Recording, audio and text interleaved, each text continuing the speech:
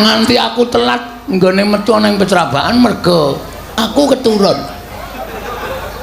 Raden Janaka ya Raden Permadi padha kanthi harja sak praptanira ana ngarsaning wong sawetara lenggah mari kelu kadhemuka kenjeming Bantala padha kanthi harja sak praptanira Raden tansah pinayunganing kawidadan niring sambikala kula ngaturaken sembah bekti kula kunjuk penemban tak tampa gawe gedhening atiku ora liwat puja-pujiku tak empanono Raden Janaka kula pundingga jimat paripindayan ana ing kasantosan dikepenake nggone ngadhep nang ngarsane ingsun nggih sampun boten kirang prayogi wis suwe sampun sawetawis sing jeneng wong arep gayung ilmu ki aja kok ngenteni sak jam 2 jam 3 jam sedina nek perlu kudu dinteni merga ngelmu iku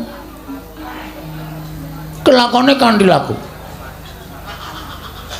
lekase lawan kas tegese kas nyantosani setya budya pangegese dur angkara inggih dadi kok arep entuk ngelmu kudu nganggo laku ngenteni marang guru ingkang bakal menehi ngelmu inggih iki wis tak siapke ngelmu kanggo Raden Janaka menapa menemban ya kuwi koran iso malik dhuwit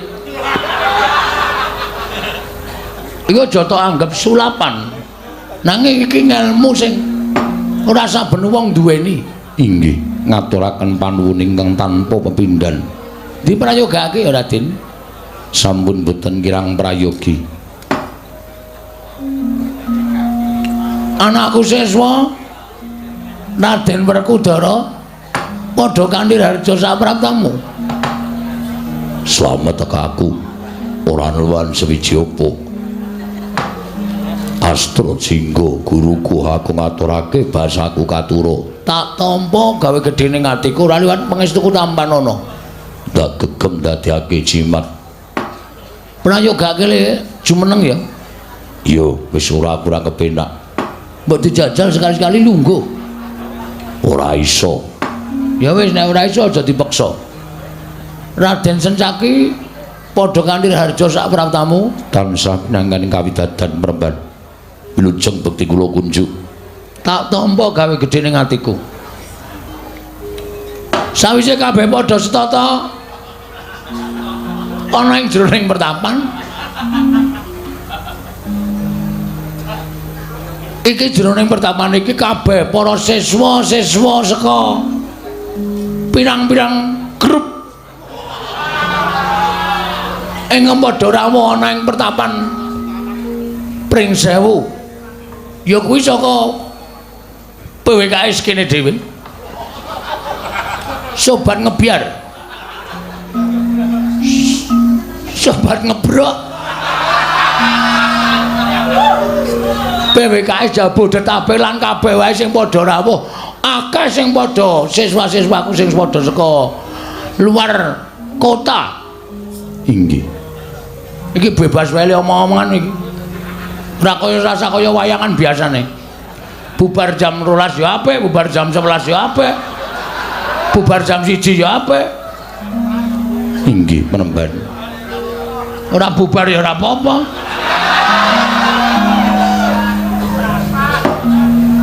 dina iki acara ya kuwi mahargya anniversary Yuni iki wedok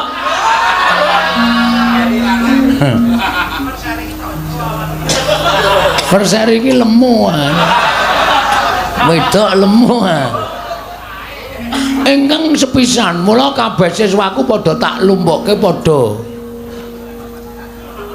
bakal tak paringi sesorah wewarah apa to sababe kok iso dadi kaya mengkene iki hasil jerih payahe para siswa-siswaku para cantrik-cantrikku yang memang wajib diacungi jempol meh wae muni aku Ngono. Sing sasuwene padha berusaha wiwit saka awal ana tetembungan berakit-rakit ke hulu berenang-renang ke tepian. Bersakit-sakit dulu bersenang-senang kemudian. Inilah hasilnya. Karena hasil perjuangan para-para sing padha wis kebacut apa anu jenenge kuwi berjuang demi ya kuwi bosku sapa guruku maha guru kowe dadi siswaku aku gurumu ning aku sing ndek guru jenenge maha guru ya kowe pokoke ora tak sebut jenenge engko ndak kowe genti Suwitandana ora Suwita aku kentekan siswa iya iso dadi suwijining apa ya apa mergo rung madang iki ya rasane kaya piye ngono iso dadi mujudake channel sing paling akeh sing padha sekap-sekrep iya mudar iki engko sing teruske lakon mbok pecah ndase iki kok nyat aku arep nyoba karo wiyaga-wiyaga kuwi tak gawe lakon iki kira-kira engko iso do ngarang lakon apa ora dadi berusaha ngarang lakon ora lakon sing wis ana dicakke kabeh iso ngene iki engko tak nehi dayoan sapa terus apa jenenge engko critane piye sak teruse piye aku arep ngaso karo Kundara yo ora apa-apa kesel tenan aku nek ora demi rombongan-rombongan baju barat iki gembang aku tak nggo ngaso padake iya larang suaraku iki ha iya ben awar arman aku kok arep gleleng aku arman nah saiki ngene iki do semangat iki ya to do entuk dhuwit ae entuk iki cocok do padake do sambatan ora Pras lek ngudak wedang mengko Pras kowe iki nginden kok padake nang angkringan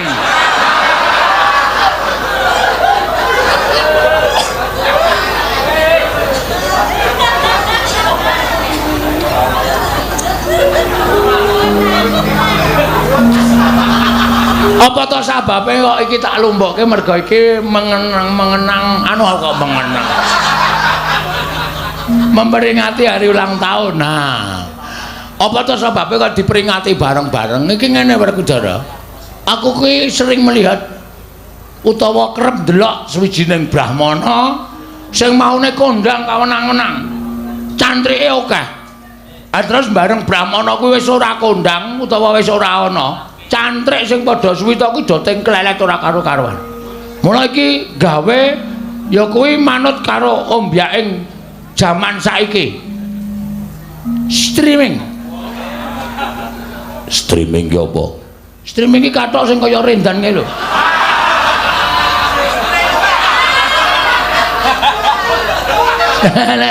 Wah, kowe urung tau ora gitu. Durung. Sing kaya saringan tahu kae ning dienggo kathok. Kuwi streaming. Streaming ki apa jenenge? Iki iso dipancarke tekan luar negeri, tekan ngendi-endi terus akeh sing padha subscribe terus akhirnya awak dhewe entuk royalti saka Pak YouTube.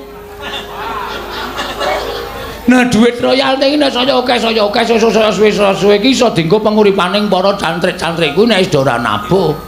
Nek wis do tuwa, do perot. Ana sing lara barang. Ana sing ngomongi ra cetha. Kuwi sesuk bakal tetep entuk dhuwit. Sinden-sinden barang iki nek do ora payu, elek rupane. Saiki do gleleng ayu, mripate dinae biru-biru iso blalak-blalak. Idepe dikai apa jenenge idep pasangan iso jentit. Sing ra ndek bokong kai subal iso jentit. Sing kurang gedhe disumbali iso gedhe. Kuwi kabeh sesuk nek wis tuwa ki ora bakale ora kaya ngono. Mula aja gleleng. Selagi masih bagus utawa cantik ki aja gleleng.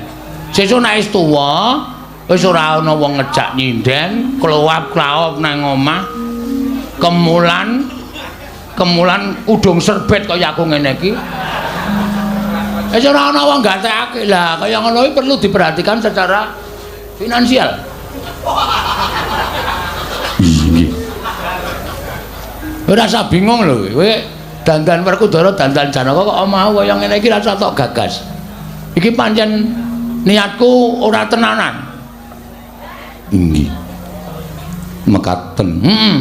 Nah, ya kondur ngedaton yo.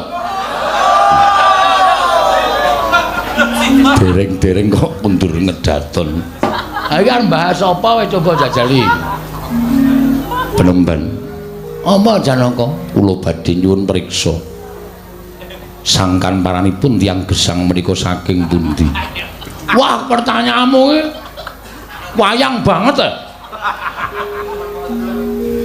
Sangan parane wong urip ki saka gua garbane ibu. Wis ngono wae. Kenging menapa saged gesang diparingi karo sing kuwasa. Gusti. Inggih. Suwene sangang sasi 10 tahun. Sangang sasi 10 dina. Kuwi mapan ana ing kandutan. Bapa maringi patang werna, ibu maringi patang werna. Bapa maringi sarwa kasar, ibu maringi sarwa alus. Terus diparingi sukma mula terjah wujude menungsa. Lho, Bagong iki nek muni ngene iki kok apik banget.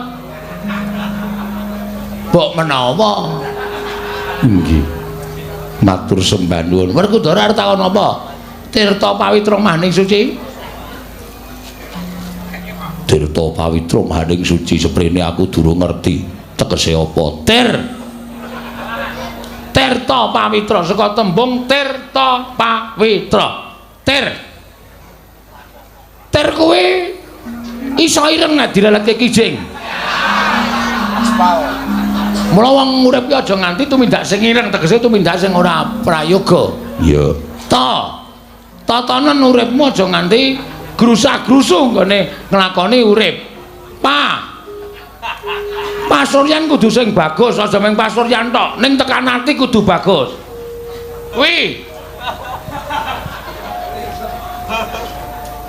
Kuwi saka tembung wiguna tumraping sakpadha-padha.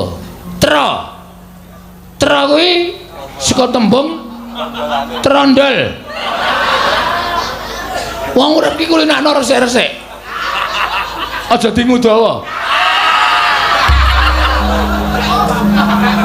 Tegese aja dawa pikire ning sing cendhak ning migunani. Iya. Tirta pawitra mamah ning maju terus nggone ngadepi urip. Maju ya karo madang barang.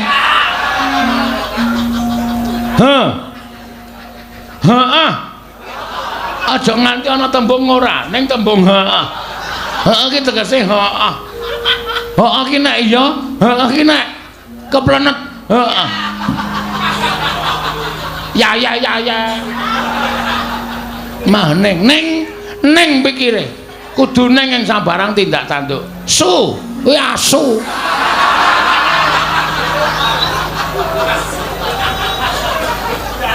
Sing kirana kewan siji kuwi.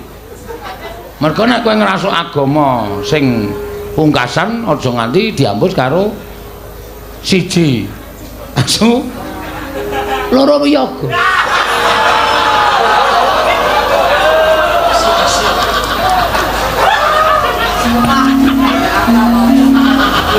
Kudu dibasuh nganggo wedi. Nek ora najis asli tenan. Iya. Ya gak ana daya ya wayange apa wae to, Gek. Goleke daya sing kira-kira angel engko le mbutulke lakon men do mumet sing neruske aku. Sopo sing arep teko? Lho. Kae kok ana sing ait. Sopo? Lho, ora pati duga malah kok pertapan kene ketekan buta cakil ki ana ngapa kae?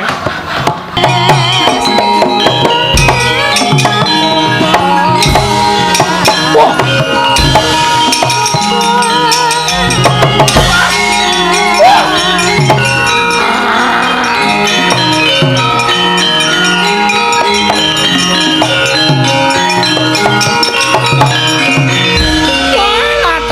Aku harus suwita karo Bagawan Astra Jingga. Lah kok iki aku ketemu karo satriya sing saben dina mateni karo aku. Wah, tobat. Nek ndi ana satriya kaya ngene iki aku ora trimake. Bojreng iblis lanang padha sesekan. Sabar. Bengi iki Janaka karo Cakil tak damekke. Aja nganti padha regejekan. Buta Cikal, Cakil. Buta Cakil sing sabar. Woi lancar. Bapa Penemban Kelilanono. Buta menika kula dawahi pusaka. Janaka aja kaya ngono Janaka. Apa ta gunane wong congkrah? Pancen antaraning Janaka karo Cakil ki mujudake sawijining filosofi. Apa ta sebabe Buta Cakil ki mesti mati. Merga watak Angkara ki mesti kalah karo watak becik. Ngono. Ning apa ta?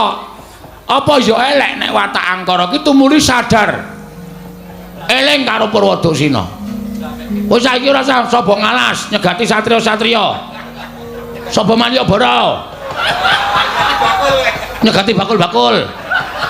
Ora usah nyegati satriya terus. Woi,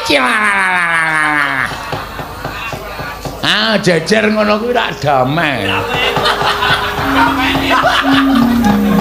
Aku dhewe kisruh kok iki. Arep ngopo iki? Woi, lancar Penemban, kula suwun ngersa Paduka Penemban. Sewu-sewu kalawatanipun ngabdi tansah wadana Penemban. Ana apa Buta Cakil kok kowe sowan ana ing pertapan Pring Sewu? Mungkin totos ning kawuringan kula menika. Kula nuwun sewu Penemban. Kula menika bingung. Bingung perkara apa? Kula menika sampun mados sawijining tiyang pinter, tiyang ingkang pancen ngertos dhateng menapa kemawon nyatanipun boten saged ngaturaken menapa ing sampun kula aturaken dhateng metuning permenan. Kowe arep takon apa? Kula badhe nyuwun pirsa dhateng Penemban. Bapak kula, ibu kula menika sinten Penemban? Wah, iki lakone Cakil takon bapa iki. Fenomenal iki. Kula kepengin nyoto padanipun bapa lan ibu kula. Kula kepengin nyembah sungkem kaliyan bapa lan ibu kula Penemban. Kula aturi paring dawuh menawi kula anak-anakipun dewa sinten menawi kula anakipun berita-berita sinten menawi kula anakipun beratur-atur sinten menawi kula anakipun Allah sinten Penemban. Sabar ya. Santai. Wah, angel tenan iki. Sik. Satenane kowe takon kaya ngono ki apa tak pikir. Niki sampun. Kula menika mireng kabar bilih wonten ing pertapan Pring Sewu niku wonten percaya ngampuh kilo-kilo. Iki mulo-mulo Bagawan Astra Jingga. Menawi mriki kula tebih-tebih saking wana tik Brasara wana Kamyaka wana ing Grandayana sedaya Cakil kula klempakaken. Sasampun kula rapat saking para Cakil ing paguyuban Cakil Indonesia menika. Tumuli kula rapat lajeng kula sami saruja bilih badhe pados tiyang sepuh menika bapa lan ibu kula. Menika sinten Penemban? Menawi Paduka Penemban saged ngendikaken tiyang sepuh kula, bapa lan ibu kula. Kula janji benjang boten badhe sapa wonten ing wana malih. Kula janji sapa wonten ing teleking wana. Boten badhe cegat para satriya. Nanging samangke kula badhe ayo pokokipun pados betap melaning sae-saenipun. Werkudara? Iya. Piye iki ngerti ora kowe? Bapane mbone Cakil iki sapa? Wah, aku dhewe ora ngerti. Janaka menawi saipun dipun percaya kemawon. Sabar. Menurut Cakil kok pengen mateni wae lho. Mbok mateni radio sing ora ana hukume. Nggih. Sajaipun menika sampun boten saged dipun ajengaken. Menawi gimana kalau cuma ada jangan? Kados pundi menapa Paduka Penemban saged ngendikaken tiyang sepuh kula menika sinten? Bapa kula menika sinten? Ibu kula menika sinten? Kami menapa akan ngaturaken adire panjenengan menika dados sawijining pendhita ingkang mangertosi asta gadah tantra ingkang kathah sanget. Jebul pinanggipun paduka menika sawijining pendhita ingkang ngayawara. Pendhita ingkang boten wonten nyatanipun. Ingkang atasipun pendhita ingkang kondang kaluka ingkang kondang. Nang nyatanipun panjenengan boten saged ngendikan pundi tiyang sepuh kula. Tiyang sepuh menika menapa kawula limrah, menapa narendra, menapa pendhita, menapa yaksa, menapa sinten mawon. Kula nyuwun dawuh Pramban, kula nyuwun dawuh hanya.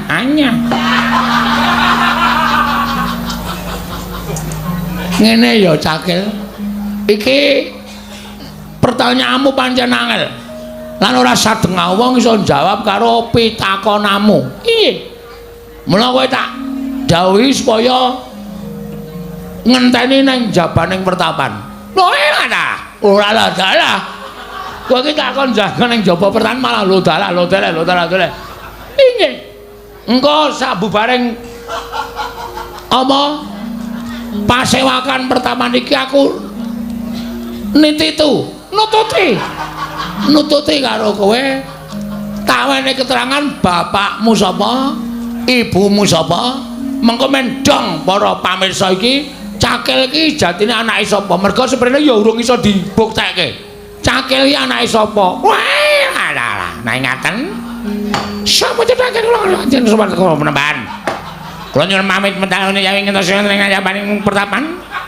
Ingkang ngentosi ngentosi sampun merman Astra cingan merman bapak kula menika sinten ibu kula sinten. Ah wis aku radong ngomongamu.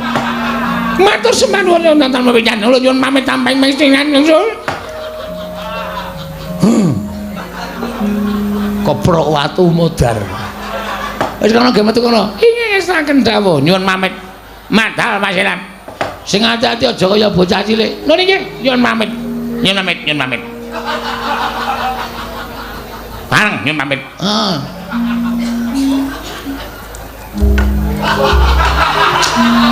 Piye kae? Tatake gamelan kok ora nggo gamelan. Wola, nyuwun pamit badhe kula ajar buta cak. Kosek Janaka. Kosek aja kesusu. Aja kesusu. Ha iki gandeng mau aku ya kudu manekung saring Gusti. Piye to carane supaya aku ki ngerti bapakne Cakil kuwi sapa? Nek perlu aku arep munggah kayangan. Lho wis tak nehi trontong-trontong pepadang engko teruse. Ning saiso-iso Cakil mau konon mulih. Mergo nek ora takon mulih engko ora ana konflik sarampunging adegan iki. Yo wis tok dawuh. Raden Sendang ki mangsa Baranga ngestaken dawuh.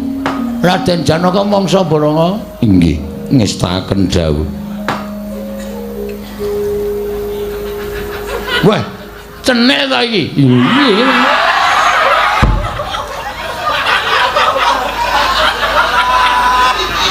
Ora ngerti le mlebu dadi abdiku kok dadi kowe metekut nang kono. Inggih, Pramban. Kula dados abdi panjenengan. Heeh. Isih nyanyi ora? Sampun mboten. Nyenden niku ki mboten. Wah ya senimu ilang nek carane ngono. Inggih.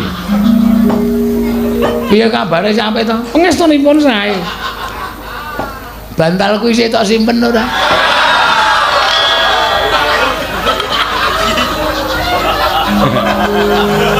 Tase ta? Heeh. Kenangan ah. Kenangane ndak. Aja tak ilangke ya. Kae pokoke tandha tresnaku marang sliramu. Inggih. Walaupun kita sekarang sudah tidak bisa berdekatan lagi. Tapi hatiku tetap untuk bokongmu.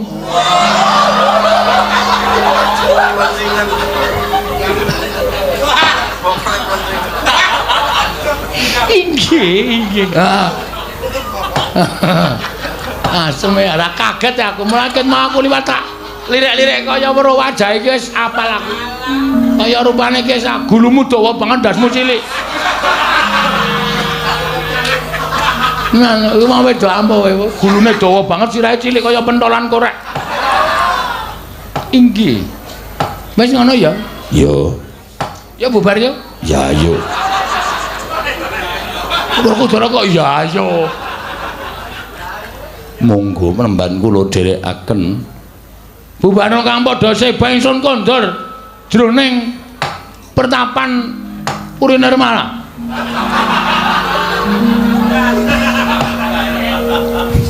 Inggih penemban. Sabebian wau to. Kaya wis paripurna sabdaning penemban Astra Jinggarja kondur ngedaton. Jluk. Saking dampar pertemuan regedeg. Katinon saking Mandrawa kaya gangsaran trandane minuraken Dewi Kramanira kang mitiraning astaning asta Bintara. Nggih. Aja serik rasamu yen to didhawuhi dening Kakang Semarapan iki dadi kewajibane awake dhewe. Yo. Ilanging pustaka Jamus Klimasada sing asta wujud nata Ndarawati nadyan dudu pun Kakang nanging dadi kewajibanku ngupaya pustaka Jamus Klimasada. Yo. Semono uga Werkudara wegah nggono ngupaya nglawan adhimu Ragil supaya kelakon penjangkaning Kakang Semar merga miturut pitunganing nata Ndarawati. Apa ingin digayuh dening Kakang Nayantaka ki pancen luhur. Ora sah dadak kakehan gunung. Dibudalake kowe mabura ning Diri Gantara aku tak metu daratan karo Janaka. Ayo Dimas.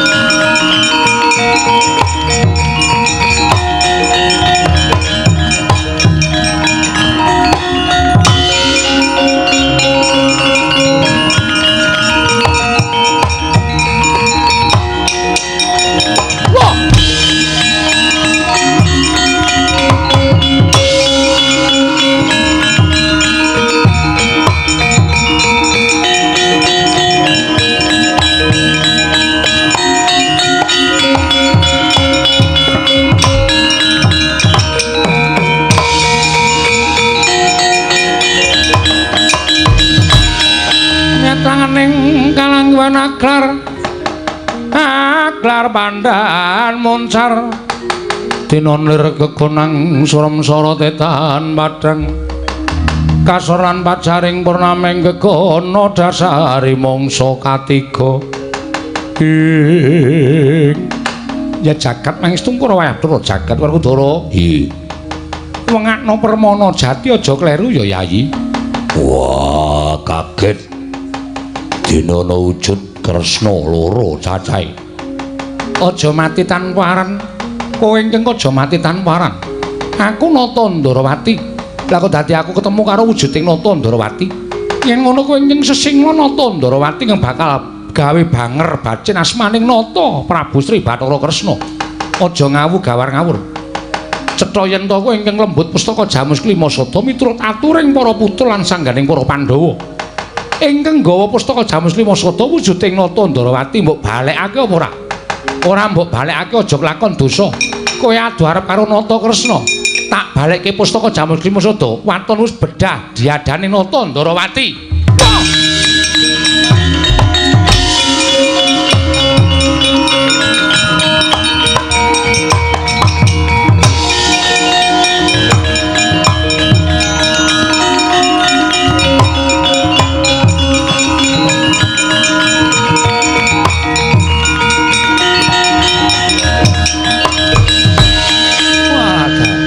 Werkudara, kowe aja kleru.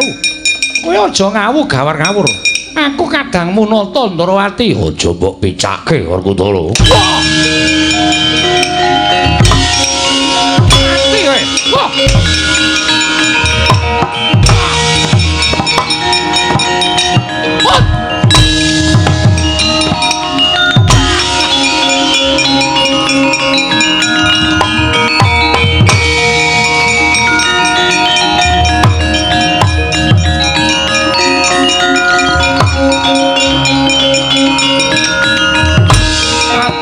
Ayo.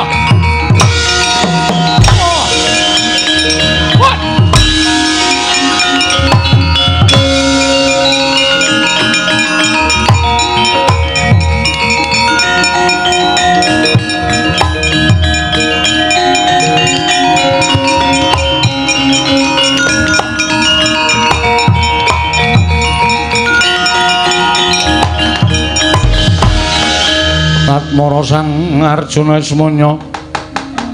Esmanya kang kamanungsan dasrepan tingkahing mungsuh. Piye Janaka? Koko Prabu. Nyata mboten jamak limrahipun menawi nata Ndarawati tandhangipun kados mekaten. Koko Prabu. Ingkang rayi kasoran nadyan Kakang Mas Njodipati ugi kasoran kelawan nata Ndarawati.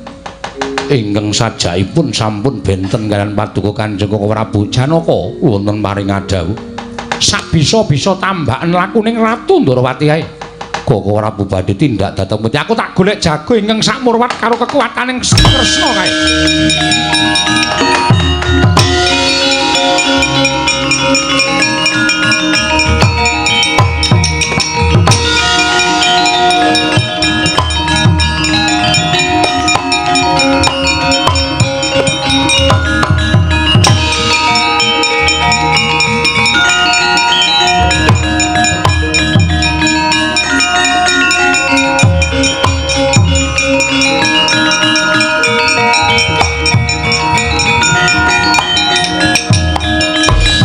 Pandita kang nyare wangsit pindha kumbang ngajaping madu sarining tawang.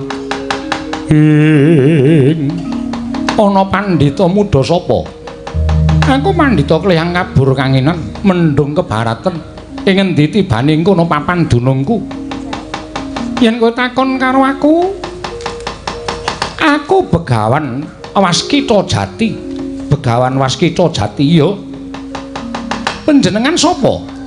Tepung kinata Ndarawati Prabu Kresna Penemban. Nadyan muda tumaruna nanging dak sawang kekuwunge kaya anelai. Cetha lamun panjenengan pendhita ing nadyan tasih muda nanging wis buntas kawruhe. Apa kira-kira yen nata Ndarawati nyuwun tulung kaliyan Penemban Waskita Jati, Penemban bisa paring pitulungan kaliyan nata Ndarawati. Sinuwun. Kepasang Yogya katujuh ngene dene dina samengko aku nedeng lakoni tapa ngrame. Tegese tetulung marang sak pepadaning urip. Kersaning sinuwun Ndarawati kepiye? Aku duwe mungsuh ya kuwi wujude tan prabeda kelawan aku ingkang gawe lengsem ing nata Ndarawati sarta nyidra pustaka jamus miyang jimat lima sada. Waskita Jati yen Penemban Waskita Jati bisa mateni ratu ingkang wujude tan prabeda kelawan panjenengan ingsun. Aku ingkang bakal paring apa ingkang mbok suwun. Adalah wong tapa ngrame ora bakal nyuwun sesulih apa-apa. Sinuwun Ndarawati tak aturi ngaso sawetara tak trajange kaya ngapa wujuding mungsuhmu.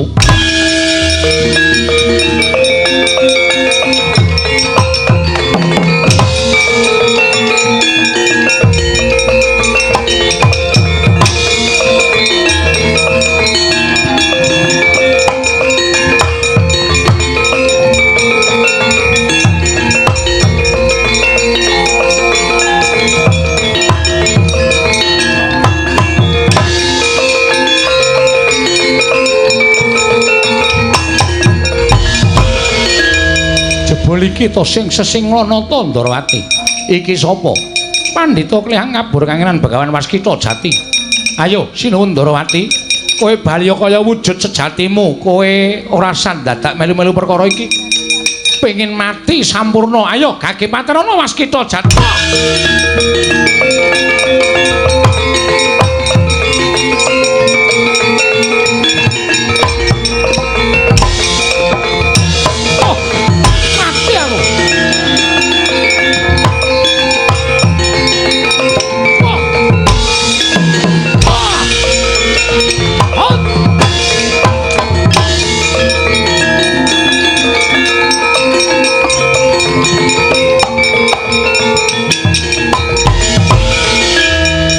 Menungsa ora tatanan jebul kekuwataning ngungkuli kelawan Werkudara lan Janaka ya Waskita Jati ungguli pustaka jamus lima sada lakon babar jatining wujud marang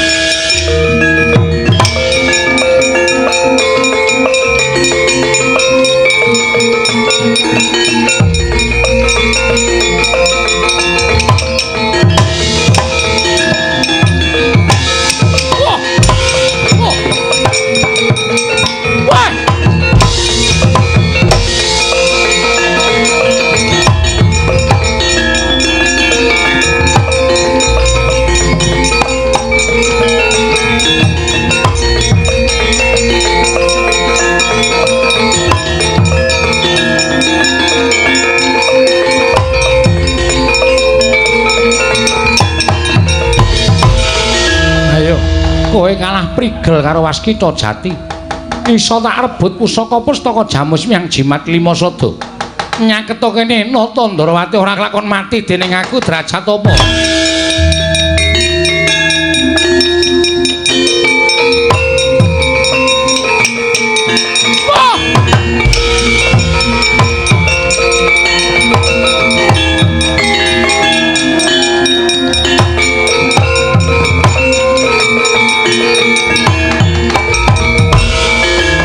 Nungguli pustaka Jamus Miang Jimat Lima Sada.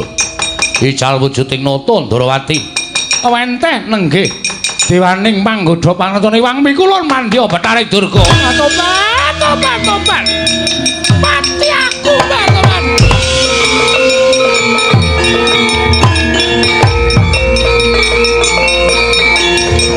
Mati aku yo.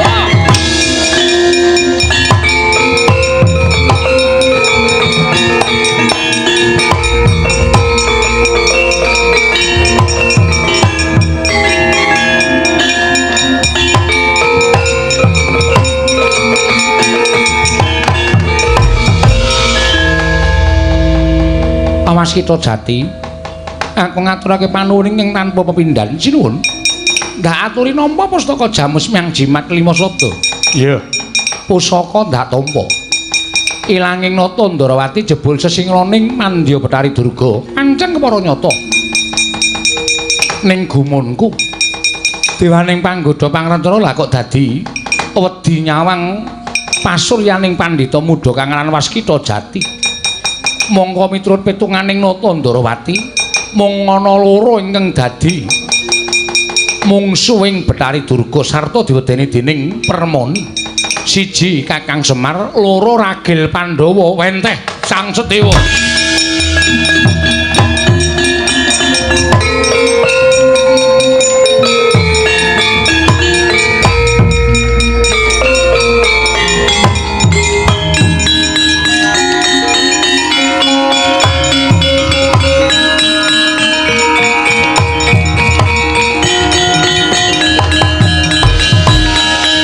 Koko Prabu ngaturaken bekti kula kunjuk. Iya.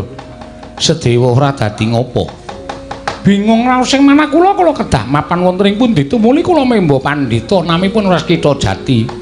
Yayi, kaya prayoga kaya mengkono ora ado-ado lungamu saka negara Ngamarta. Inggih, kasinggihan mekaten.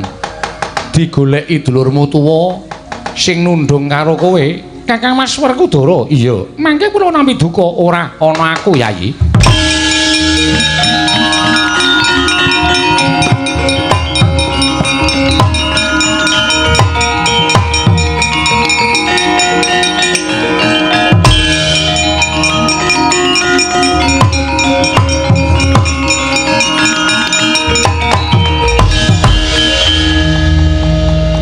Minggat nendi? Memba pandhita Amas. Dadi pendhita nom sing mungsuh Kresna mau. Inggih. Wah. Dewa, Wonten dawuh. ora sawedi karo aku. Jebul kasunyatane bener kowe tinimbangane Werkudara. Mula nadyan aku tinemu tuwa ning nyatane aku luput. Aku ora isin njaluk ngapura karo Sedewa. Nggih, mboten dados punapa. Jer sedaya titah ingkang gumalaran wonten jagat menika dunungan ina lali salah apes kelawan mati mbok menawi Kakang Mas nembe kesupen dhateng kawontenan. Yo. Ragil, Wonten dawuh diarep-arep barep kakangku nyang Karang Kadempel. Kresna kakangku pusaka Jamus Lima Sada aturna barep kakangku Werkudara Sedewaya budhal nang Karang Kadempel.